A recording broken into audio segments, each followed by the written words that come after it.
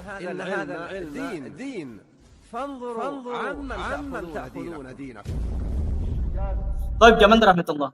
Sebelum kita membahas sisa pembahasan poin-poin yang berkaitan dengan najis, maka saya tambah kaidah dulu buat antum semua. Jadi kaidah yang kemarin sudah hafal?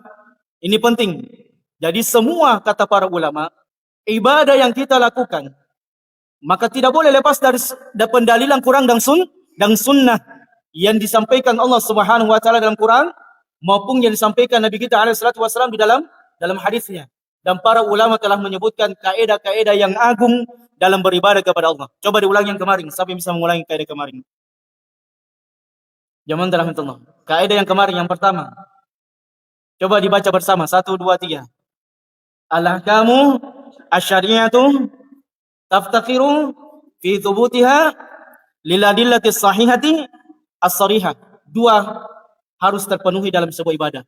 Yang pertama harus dibangun di atas dalil sahih, dan yang kedua adalah dalilnya harus spesifikasi, langsung penunjukan ibadah tersebut. Contohnya misalnya aqimis shalah. Apa artinya aqimis shalah? Dirikanlah salat. Maka dalil ayat Al-Quran ini sangat jelas dan sharih dan tidak ada samar bagi kita. Diperintahkan kita untuk melaksanakan salat 5 waktu. Ini namanya dalil yang sahih dan dalil yang nampak, yang jelas. Karena ada itu ahlul ibadah, tidak sedikit ahlul bid'ah itu orang-orang yang berjalan tidak di ajaran koridor Nabi alaihi salatu wasallam. Mereka beramal di atas amalan hadis sahih namun tidak spesifikasi. Contohnya misalnya, kadang kita mengatakan, kenapa Anda sering ziarah kubur tertentu? Contohnya kubur yang sering didatangi di dunia ini, siapa kuburannya? Syekh Abdul Qadir Al-Jailani. Kalau kita tanya kenapa kau kunjungi kuburannya Syekh Abdul Qadir Al-Jailani, maka mereka mengutip hadis yang sahih. Apa artinya itu? Zuru, kunjungilah kuburan. Dalilnya sahih, benar.